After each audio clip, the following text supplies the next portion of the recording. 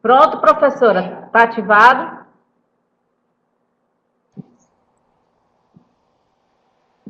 A senhora me escuta bem, professora?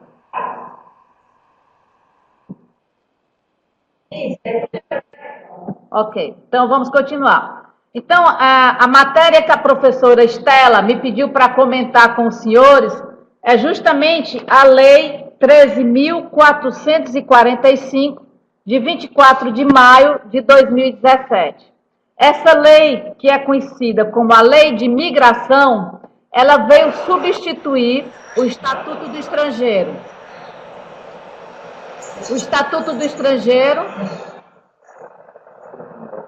O Estatuto do Estrangeiro era a Lei 6.815, que, como eu disse para os senhores, era uma lei que priorizava a segurança nacional e o desenvolvimento do país. Mas ela não dizia respeito especificamente à questão da dignidade humana e dos direitos humanos.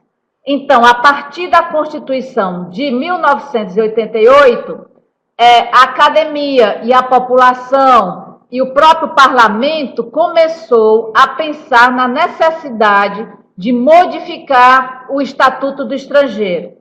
Ela acabou sendo uma lei vinculada à ditadura militar, uma lei vinculada ao exército que queria garantir uma defesa nacional.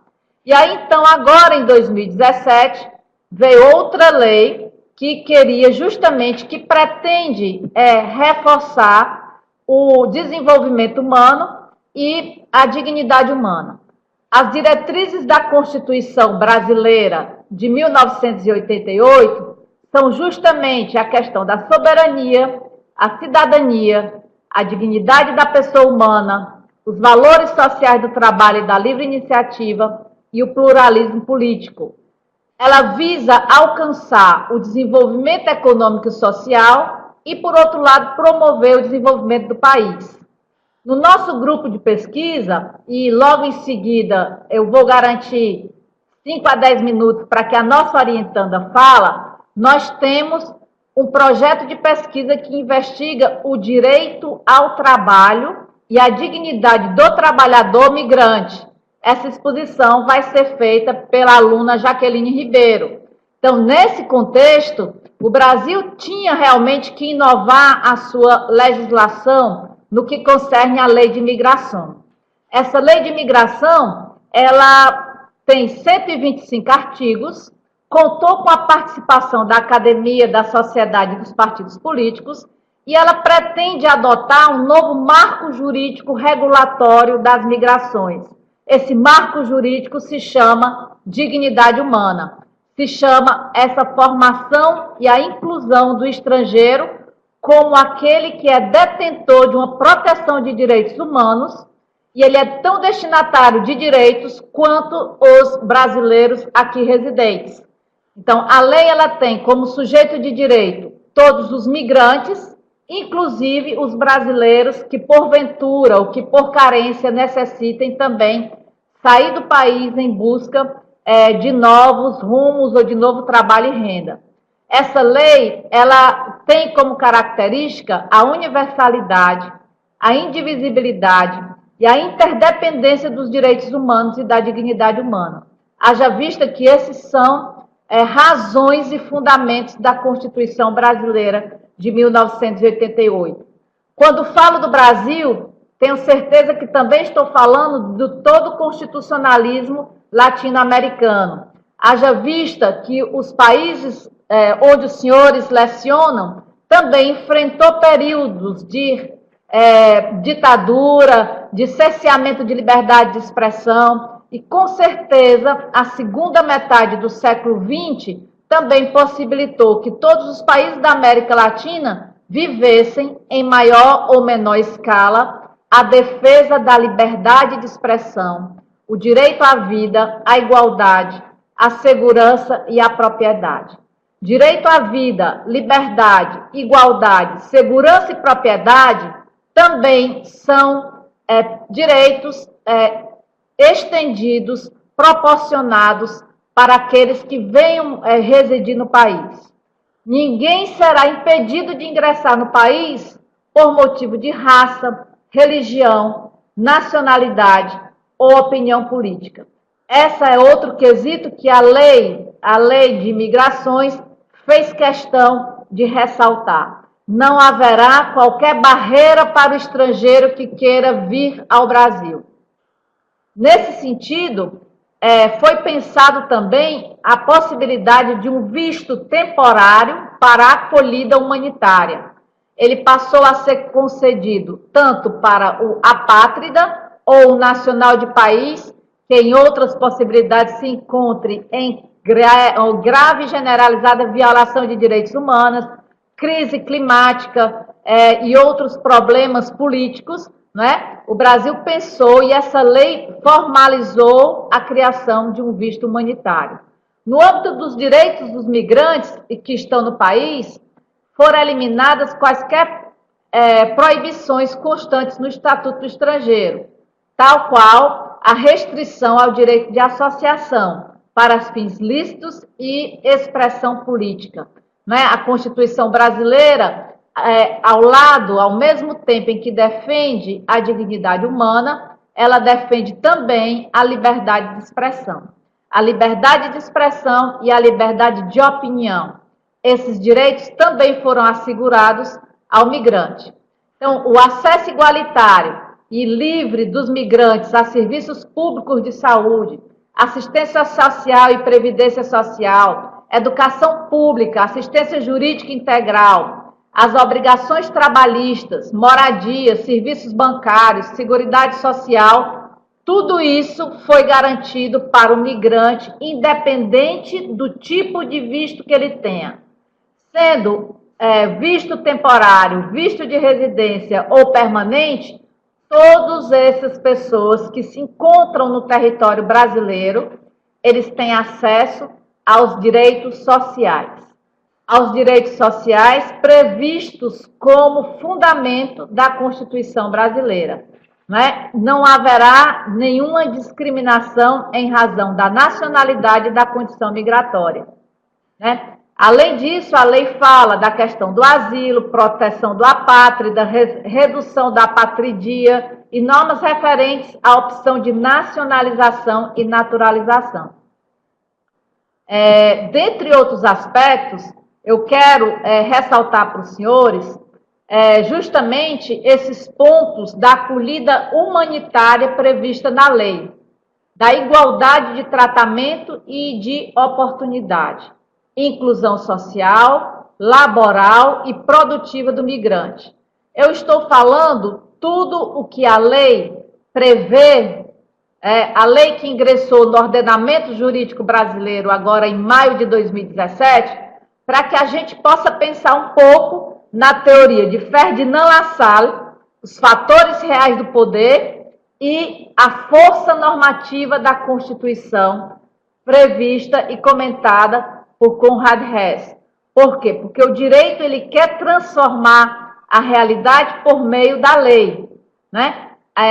A lei garantiu todos esses direitos, direitos e liberdades civis, sociais, culturais e econômicas, direito à liberdade de circulação em território nacional, direito à reunião familiar, acesso a serviços públicos, direito à educação pública, direito de sair, permanecer e de reingressar. Nesse momento, eu ressalto o artigo 4º da lei, que justamente estendeu os direitos que eram inerentes a todos os brasileiros, também aquele que é migrante, aquele que está ingressando no país.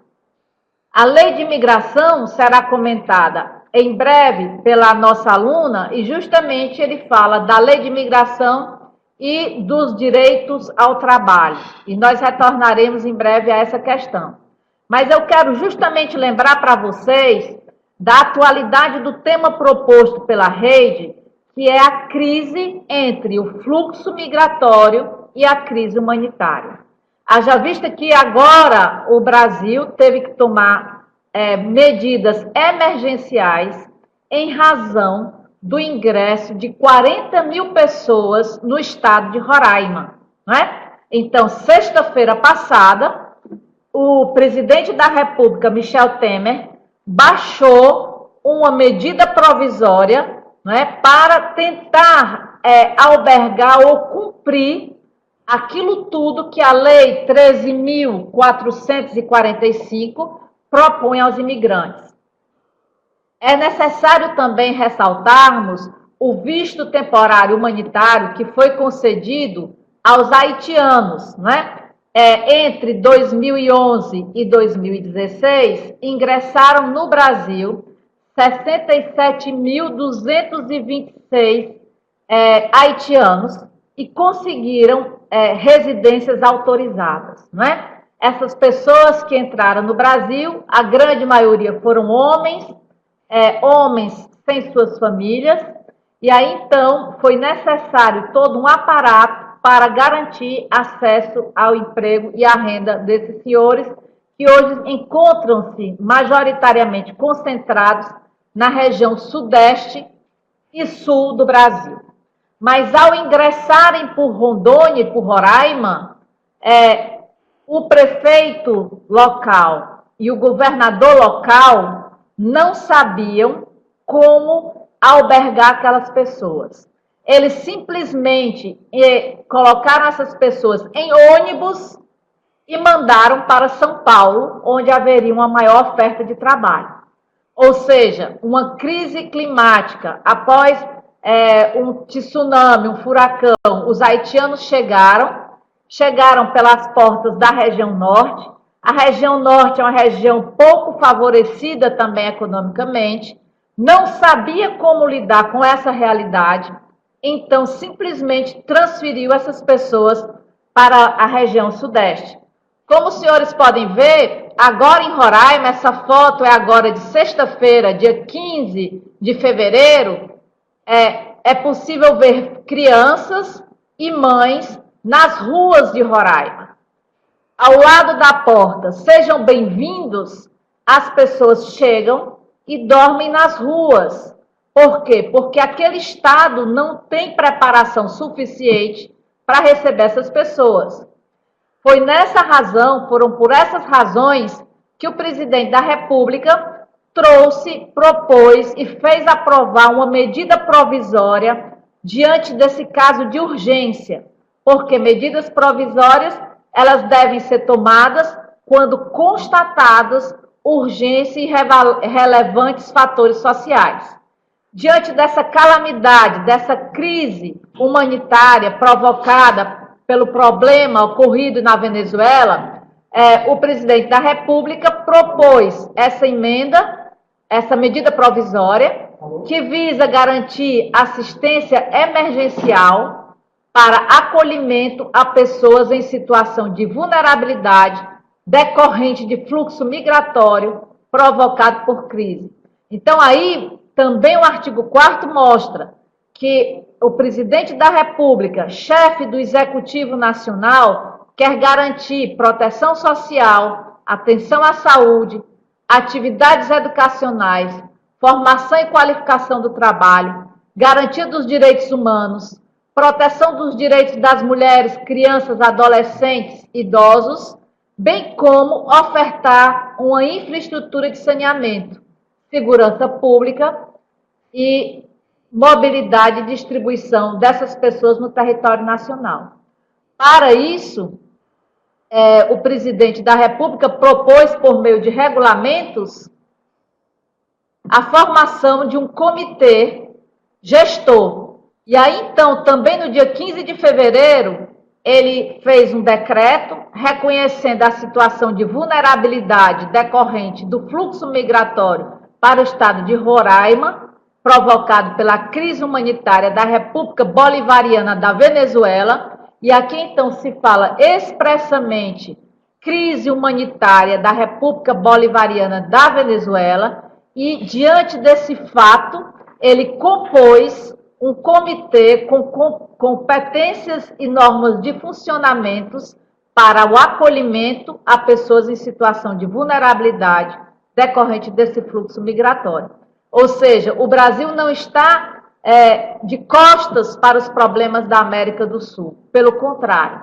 E aí, então, eu fiz questão de colocar essas recomendações de políticas públicas locais, porque justamente é necessário que o poder público local e o poder público federal hajam juntos para conseguirem superar a questão da migração e das crises, sejam crises climáticas, crises políticas, crises econômicas. É necessário que tenhamos na América Latina as pessoas no âmbito local e federal capazes de compreendermos a necessidade desse acolhimento. Haja vista que os nossos antepassados também foram acolhidos, e se nós hoje estamos aqui prontos nas universidades, como professores, como técnicos ou como estudantes, é porque nós conseguimos desenvolver nossas potencialidades. Essa crise que o Brasil enfrenta no acolhimento, ela tem o condão de repensarmos cursos de capacitação de atores para recepção e integração de imigrantes. Esses cursos podem sim ser dados, ofertados pelas universidades. A universidade que tem o viés da responsabilidade social, nesse tripé ensino, pesquisa e extensão, deve ter em seu contexto cursos de capacitação de atores para recepção e integração de imigrantes. Reconhecimento de vistos humanitários, mandar já como se preparar. Reconhecimento de vistos humanitários para esse recebimento de forma mais rápida. Um projeto migratório de organização familiar. Haja vista que muitas dessas pessoas vêm separados das suas famílias e aí encontram traumas psicológicos, traumas que fazem com que ele não consiga superar as agruras do dia a dia. Então, é necessário que se pense em reencontrar os outros membros das famílias. Mecanismo de regularização e de acesso à residência, trabalho, educação, saúde e vivenda devem ser priorizados. É claro que o Brasil ainda possui uma infraestrutura defeituosa no que diz respeito à efetivação de direitos sociais também para os seus nacionais. Saúde, educação, moradia, lazer, proteção à infância e à maternidade não são da forma que nós gostaríamos que fosse. Ainda ocupamos a 79º Índice de Desenvolvimento Humano, porém, sabemos que temos a 9ª maior economia do mundo. É necessário que o governo federal faça uma destinação orçamentária capaz de suprir os defeitos proporcionados ou ocasionados em razão da falta de direitos sociais. É necessário que se garanta esse patamar mínimo civilizatório para brasileiros e para migrantes que careçam e que necessitem de acolhimento no Brasil. É importante que nesse encontro da rede fique claro que o Brasil dá passos largos para tratar as migrações como ganhos materiais e ganhos imateriais, não só para o Brasil, mas para a humanidade. No momento em que Bush, no momento em que agora Trump cria muros, cria barreiras, cria impedimentos para todos nós da América Latina, não só para os mexicanos, mas todos nós da América Latina, para que nós tenhamos acesso ao patamar civilizatório que eles já encontraram, o Brasil age de forma contrária. O Brasil faz mais do que talvez possa, do momento que ele confere a todos esses migrantes os mesmos direitos concedidos aos brasileiros. É isso que eu mais acho de relevante na nova Lei 13.445. É o modelo que o Brasil imprimiu, não só para os brasileiros, mas para o mundo, na criação de pontes de solidariedade. Pontes que albergam, cidades que albergam esses migrantes, antes do Haiti, agora da Venezuela, que são seres humanos e que, como todo brasileiro, goza do direito à dignidade humana. O passado e o presente e o futuro do Brasil estão relacionados com as migrações. Eu, de origem italiana, alguns dos senhores de origem indígena, outros de origem hispânica, outros de origem mais diversa, alemã, português ou etc., todos nós estamos ligados de alguma forma com as migrações. Todos os brasileiros que hoje saem do Brasil em busca de outros locais de trabalho, com certeza também precisam ser tratados como pessoas que têm direitos humanos. Tratar o migrante com dignidade, estimulando-o a contribuir, é fomentar o desenvolvimento de uma sociedade brasileira plural, justa e solidária. Sociedade plural, justa e solidária é justamente a nação brasileira. Essas são as razões que fomentaram, que fizeram com que viesse a Lei 13.445. Por mais que eu seja uma crítica dessa lei, porque, na verdade, penso que ela não veio expressa da melhor forma possível, eu vejo ainda vários defeitos nessa lei, uma vez que ela não deixou clara quem são as autoridades competentes em cada um dos setores. A crítica com relação ao Estatuto do Estrangeiro, às vezes, me parece injusta. Foi uma lei feita para um momento adequado. Cada realidade, cada momento deve ter a sua própria legislação. A lei nova 13.445 é boa do momento que ela preserva, que ela faz valer a dignidade humana e faz valer a questão dos direitos humanos. Do meu ponto de vista, ela é fraca porque ela não diz quem são as autoridades competentes, nem tampouco falou de dotação orçamentária para a realização de uma gama de situações das quais os direitos sociais necessitam e carecem. Como os senhores sabem, não vale a pena dizer apenas os direitos. É necessário ação para executá-los. Daí porque toda lei deve ter um pressuposto, uma sanção e uma coação. Do meu ponto de vista, é uma lei principiológica, ela dá princípios. Ela albergou todos os princípios expressos na Constituição. Ela pecou porque ela não avançou, inserindo no seu próprio texto o Ministério do Trabalho, o Ministério das Relações Exteriores, o próprio Conselho Nacional de Imigração, como entes capazes e juntos, formados em um só capital social, capazes de facilitar o processo de compreensão intercultural entre comunidade local e os imigrantes, haja vista que essa compreensão e essa facilitação, ela com certeza contribui para um desenvolvimento sustentável. É claro e é necessário um plano regional para a produção de dados sobre deslocamentos humanos. Os dados que nós temos até hoje são dados frágeis.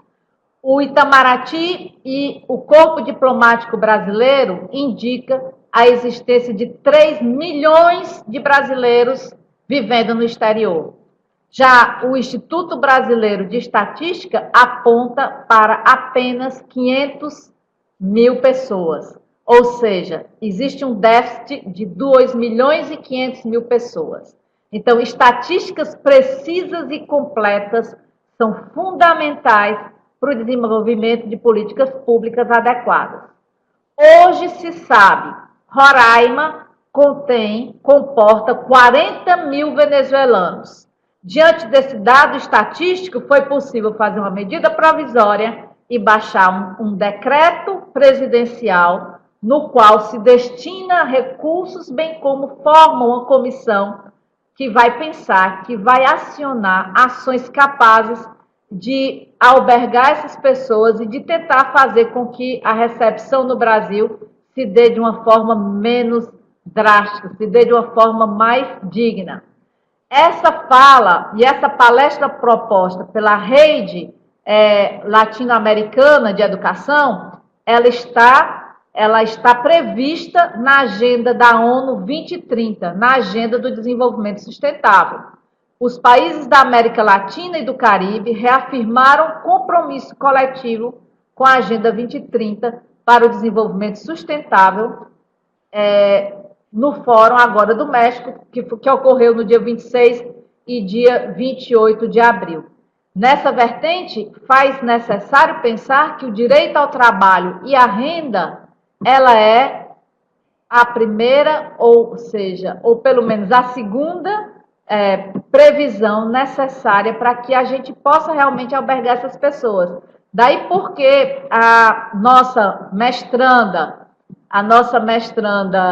Jaqueline Ribeiro, vem para cá, Jaqueline, vai falar um pouquinho aqui com vocês também sobre a questão do trabalhador migrante e como é necessária essa contribuição significativa do migrante para o desenvolvimento econômico. Oi, boa tarde. Meu nome é Jaqueline Ribeiro e eu sou mestranda da Universidade de Fortaleza. O tema da minha dissertação, que eu estou pesquisando desde o início do ano, é sobre o trabalho do imigrante no Brasil, o acesso ao trabalho do imigrante no Brasil. E para isso eu vou falar dos impactos da nova lei de imigração no que tange ao acesso ao trabalho. Nós já vimos que o Brasil ele deu um passo à frente na questão da acolhida humanitária. E essa nova lei de imigração também amplia o acesso ao trabalho. Então, ele garante ao imigrante o acesso ao emprego e, por meio do emprego, a sua dignidade, acesso ao emprego e à renda. E confere a ele os direitos dos brasileiros que constam no fundamento do nosso constitucionalismo, como fundamento da República, os valores sociais do trabalho e da livre iniciativa. E, por meio disso, vai garantir a emancipação do imigrante no Brasil pelo acesso ao emprego por meio dessas políticas públicas para reconhecer a capacidade do imigrante e a sua inserção no mercado de trabalho. Por quê? Porque a nova lei de imigração ela está bem em conformidade com a nossa Constituição de 1988, a Constituição Cidadã de 1988. Essa nova Constituição ela foi promulgada no cenário de defesa das garantias da pessoa humana e ela ergueu os direitos dos trabalhadores a um patamar elevado no nosso ordenamento jurídico, colocando nos direitos e garantias fundamentais sociais. Então, ele dá um destaque maior às liberdades humanas de segurança do acesso e dignidade ao trabalho. Então, a nova lei do imigrante está em perfeita consonância com a nossa Constituição de 1988. O trabalho, ele deve proporcionar esse conjunto mínimo de direitos que vão permitir ao ser humano uma existência provida de dignidade, tendo em vista que ele só vai ter esse reconhecimento e a concessão do mínimo existencial através de um trabalho digno. Então, se a gente olhar a nova lei de imigração, pensando no contexto mais amplo, ela é positiva porque permite aos imigrantes que eles tenham maior acesso ao trabalho, maior acesso à renda, capacitação e, assim, ter uma existência digna no país. Pois bem, o que trata a nova lei especificamente quanto a esse trabalho? Bem, ela garante que poderá ser concedida ao imigrante que vem exercer o trabalho com ou sem vínculo empregatício, ou seja, não é obrigado a ser um trabalho formal, ele basta apenas comprovar uma oferta de trabalho formalizada por pessoa jurídica aqui no Brasil. E se ele tiver titulação comprovada em curso de ensino superior, não precisa disso. Ou seja, essa nova lei, ela vem para desburocratizar e facilitar o processo do imigrante a vir trabalhar no país. Também é concedida a esse imigrante visto temporário para trabalho e dá a ele o acesso à possibilidade de modificação desse local do exercício da atividade em que ele está exercendo.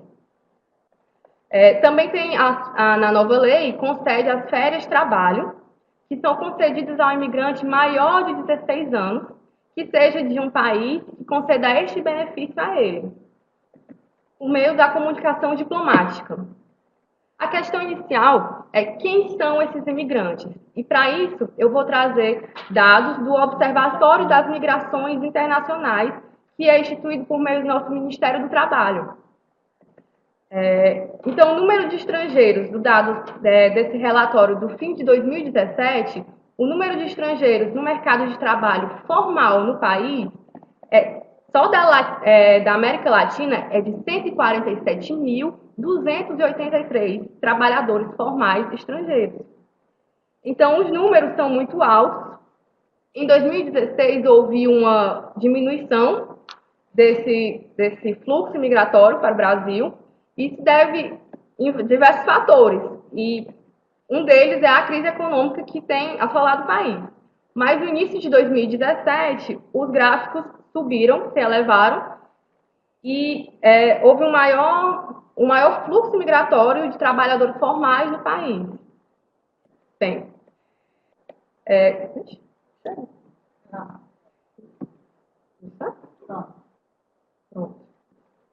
então, no primeiro semestre de 2017, a movimentação desses trabalhadores, ela mostrou resultados diferentes de 2016, que foram negativos. Ela já foram admitidos 22.234 trabalhadores formais, demitidos 17.000, mas o saldo ainda tem sido positivo. Janeiro e fevereiro de 2017 foram os meses com maiores percentuais de contratações. E dentre esses imigrantes, o maior número dos imigrantes que vêm trabalhar com vínculo no Brasil são da América Latina. Em primeiro lugar, temos haitianos, paraguaios, argentinos, bolivianos, uruguaios, chilenos, peruanos e por aí vai. Então, são mais de 147 mil. Pois bem, desde 2010, o Brasil tem emitido mais de 200 mil carteiras de trabalho para os imigrantes, e os haitianos estão sempre em primeiro lugar no fluxo migratório para o Brasil. Então, essa nova lei, ela vem para beneficiar o acesso ao trabalho, ela vem para garantir uma maior dignidade, um patamar mínimo civilizatório do imigrante no Brasil, que vem com suas qualificações, bastando uma oferta de trabalho a meio de desburocratizar e facilitar a dignidade dele, uma existência com dignidade. Obrigada. A pesquisa da Jaqueline, ela está inicial, e será um prazer contar talvez com os senhores na banca de defesa, quando ela terminar o trabalho, e quem sabe nós possamos nos encontrar pessoalmente, seja na Unifor ou seja nas universidades dos senhores. Vale a pena, então, concretamente, falar para os senhores que a Lei de Imigração no Brasil, a Lei 13.445, ela corresponde aos anseios dos brasileiros de tentarem conciliar a dignidade humana, os valores sociais do trabalho, a livre iniciativa, bem como o pluralismo político, a liberdade de expressão, o desenvolvimento de todas essas metas sustentáveis que o Brasil assinou e ratificou, que elas façam parte do cotidiano dos brasileiros, mas também de todos os imigrantes. Combater a pobreza, combater as dificuldades e as diferenças de gênero, garantir um trabalho decente, garantir o desenvolvimento econômico, faz parte justamente do tópico também 17, que implica em parcerias necessárias para os goals do milênio. Nesse sentido, o Centro de Estudos Latino-Americanos, as Relações Econômicas, Políticas e Jurídicas da América Latina, conta com a participação de 3 professores como coordenadores, a minha, Gina Pompeu, Natécia Sampaio e Ana Carla Pinheiro, todas voltadas com seus grupos específicos, com 20 alunos, doutorandos e mestrandos, aptos e com vontade de estudarem, de compreenderem melhor a realidade latino-americana, para, por fim, proporem políticas capazes de conciliar crescimento econômico e desenvolvimento humano. A nossa disciplina na Universidade de Fortaleza, no mestrado e no doutorado, é Estado, Constituição e Economia. Ao ponto em que eu faço a crítica à lei, por ela ser uma lei principiológica, me incumbe também o dever de já propor uma alternativa de inclusão legislativa para que essa lei, que deseja a dignidade humana, seja capaz realmente de efetivar esses direitos de todas essas pessoas que, como os haitianos ou como agora os venezuelanos, ingressam no território nacional. É um prazer e uma honra participar desse fórum. Termino agora a nossa exposição e me coloco à disposição dos senhores para responder ou para participar de algum questionamento. Mais uma vez, agradeço a professora Diana Barreira, a professora Elza, a professora a Estela, né, por estarem aí comandando esse relevante evento provocador das realidades dos.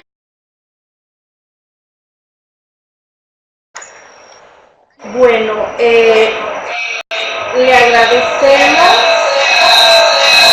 profundamente a la doctora Pompeo por tan excelente presentación que nos ha puesto al tanto de todos los beneficios que está presentando esta nueva ley de migraciones que fue aprobada apenas en mayo del año pasado.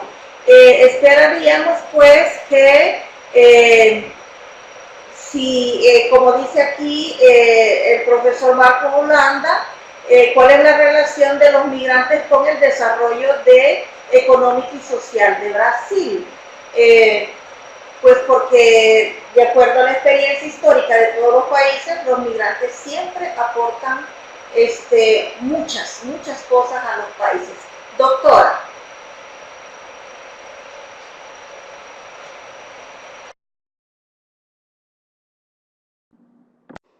Bom, obrigado pelas perguntas.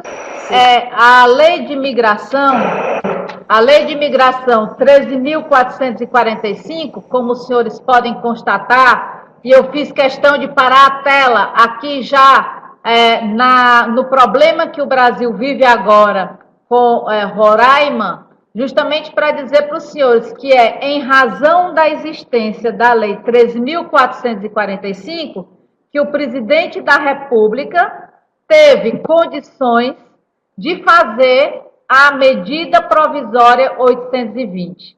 O Poder Executivo só teve maneira de fazer uma medida provisória que garantisse assistência emergencial para a acolhida a pessoas em situação de vulnerabilidade, em razão daquilo que estava previsto na lei 13.445 de maio de 2017.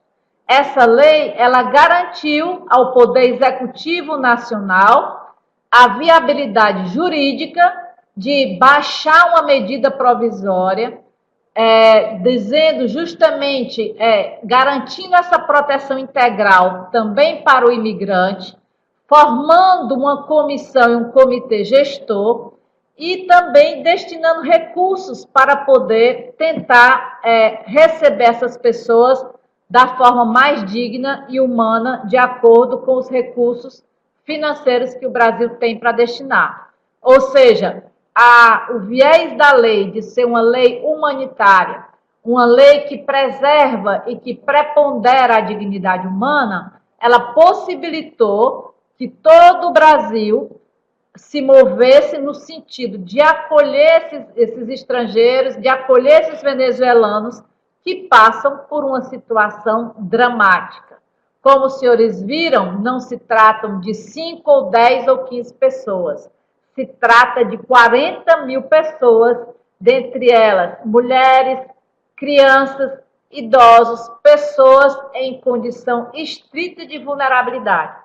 E é justamente a Lei 13.445 que possibilitou essa medida e esses decretos oriundos do Poder Executivo. Sem ela, o Estatuto do Estrangeiro, lei da década de 90, não é? Justamente do período onde o Brasil preservava mais o interesse nacional, a prioridade era ingresso no país para pessoas formadas ou capazes de desenvolver o Brasil através dos seus conhecimentos. Os vistos eram concedidos para pessoas que viessem trabalhar e especificamente contribuir para o desenvolvimento nacional. A nova lei, não. Ela incluiu o que se chama visto humanitário. Um visto que ele é dado de forma temporária para as pessoas que se encontram em crise, como o caso do Haiti e como o caso agora da Venezuela, não é? Nós sabemos que o Chile, que a Argentina e que todos os países dos senhores receberam de uma forma ou de outra esses estrangeiros. Recebemos com boa vontade, recebemos com as nossas limitações orçamentárias, haja vista que boa parcela da população brasileira ainda também não é beneficiada desse patamar mínimo civilizatório. Mas estamos prontos para dividir com eles aquilo que nós temos. Então, professora, essa lei, do meu ponto de vista, ela já foi colocada à prova. Ela foi colocada à prova e agora ela se efetua quando o poder executivo local, Estado de Roraima e as cidades fronteiriças, em conjunto com o poder federal, se disponibilizam para acolher esses cidadãos venezuelanos que buscam o solo brasileiro. No que concerne a segunda pergunta do nosso colega Marcos Holanda, né? O Marcos Holanda também é nosso aluno, é professor de uma universidade do estado do Ceará e está terminando o doutorado dele com a tese do decrescimento econômico. Né? Eu já convido todos os senhores, quem sabe, para fazermos uma nova conferência em agosto com o professor Marcos Holanda sobre a temática dele, teoria do decrescimento econômico, onde ele revisita a teoria do Serge Latouche, professor francês, na qual reitera que o consumo exacerbado e o crescimento econômico por si só não são suficientes para garantir o desenvolvimento humano. A pergunta do Marcos, ela diz respeito qual a relação do migrante e o desenvolvimento econômico e social brasileiro. Ora, Marcos, pela minha fala e pelo que a gente pode observar no Brasil, creio que nós todos, migrantes, a história do Brasil ela foi construída por todos os imigrantes que aqui hoje estão. Né? Sejam aqueles que vieram da África com a sua força de trabalho, sejam outros que vieram com conhecimentos mais específicos. A colônia japonesa hoje no Brasil é a segunda maior colônia do mundo, né? A colônia dos italianos. Todos nós trouxemos nos nossos DNAs conhecimentos e vontade de fazer com que o Brasil fosse o nosso país de moradia, o nosso país de construção. Então, eu vejo que o migrante, ele é o grande agente promotor do desenvolvimento econômico brasileiro. Do momento que ele vem para cá com o intuito de trabalhar, de vencer, de gozar do direito à vida, à igualdade, à segurança e à propriedade, ele é bem-vindo e é ele que é sujeito de direito e de deveres no país. Ele, com certeza, vai construir aquilo que a gente chama de uma sociedade justa e solidária. E isso se dá por meio do trabalho. Eu, como vocês já sabem aqui na Universidade de Fortaleza, eu sou conhecida como liberal, porque eu gosto justamente do trabalho.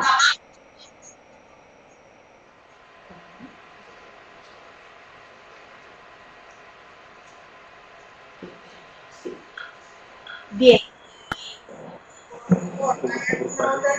Me parece que el comentario que hacen de la Universidad de Belgrano, bien interesante, cuando señala que las personas venezolanas que llegan a Argentina aceptan incluso puestos de trabajo que para los cuales están sobrecalificados y que por ende reciben un menor salario, ¿verdad? Entonces yo no sé si acerca de ese comentario que se hace surgen otras preguntas de los demás colegas o si las podrían escribir, porque bueno, en el caso personal me gustaría preguntarle a la doctora si las visas humanitarias solo se conceden por el hecho de ser venezolanos o tienen que demostrar que hay un miedo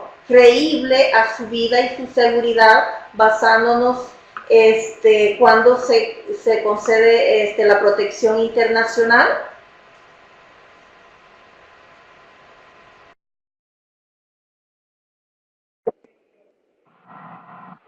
Bom, o Brasil também, professor, enfrenta, como a Jaqueline falou, problemas os mais diversos em razão do acolhimento do estrangeiro na busca por uma carteira de trabalho e para o trabalho digno. O Ministério da Relação do Trabalho, ou justamente o Ministério do Trabalho, ele está atento a essa realidade. Nós tivemos no Brasil inúmeras denúncias de trabalho escravo, ou de trabalho análogo a escravo, justamente com os colombianos que vinham trabalhar nas fábricas de tecido, nas fábricas de roupas em São Paulo. Alguns são os casos que contam com o trâmite processual e investigação da Delegacia Regional do Trabalho. Essas são razões, sim. As pessoas entram no território nacional e buscam trabalhos abaixo da sua qualificação pessoal. Daí porque uma grande demanda para que o país receptor ele olhe qual é a titulação, qual é o grau de formação e que haja uma equiparação dos currículos e dos títulos que aquela pessoa goze. Por exemplo, um título de formação em direito na Argentina, para ele ser aceito no Brasil, não vai ser de forma tão rápida. Um título de engenheiro, né, o diploma de engenheiro, diploma de educador, diploma de professor, o reconhecimento desses diplomas universitários deve ser feito de forma mais rápida para que o estrangeiro ele realmente possa ser inserido no mercado de trabalho em razão das suas capacidades e possibilidades. Esse é um passo que deve ser ainda enfrentado em toda a América Latina. Não só no que concerne ao imigrante em situação de crise, mas os próprios estudantes, haja vista que o reconhecimento dos títulos universitários ainda persiste em um duelo entre o Ministério da Educação brasileira e o Ministério da Educação de outros países. Então, a senhora tem toda a razão quando fala que o imigrante, quando ele vai para outro país, seja os haitianos ou os venezuelanos, quando eles ingressam em outro país, assim como os brasileiros que vão para o Japão, ou que vão para os Estados Unidos, ou que vão para o Paraguai, eles com certeza, inicialmente, não alcançarão postos de trabalhos correlatos com suas capacitações para o trabalho. É um processo lento, é um processo penoso. Por quê? Porque ele vai se adequar à possibilidade e à oferta de trabalho naquele país. Muitos dos haitianos trabalham em fábricas de embutidos de carne em Santa Catarina, não é? Mesmo quando possuem, talvez, qualificação para uma mão de obra mais qualificada, o emprego que existe é o de mão de obra mecânica e não intelectual. É uma questão que os governos devem estar atentos para o reconhecimento dos títulos.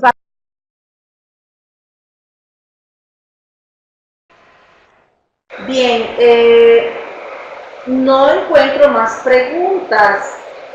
Quizás entonces pasaríamos a cerrar la sesión de nuestro día y bueno, de nuevo agradecerle profundamente a la doctora Pompeo por tan excelente presentación que nos ha ilustrado también acerca de los beneficios de esta ley 13445 que pues está abriendo nuevos espacios para las personas de todas las nacionalidades en Brasil, ¿verdad? Entonces, quizás despedimos y le damos muchas gracias a la doctora Gina Pompeo.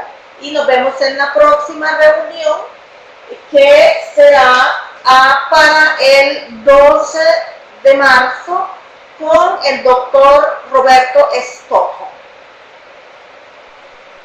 Separo esta cosa.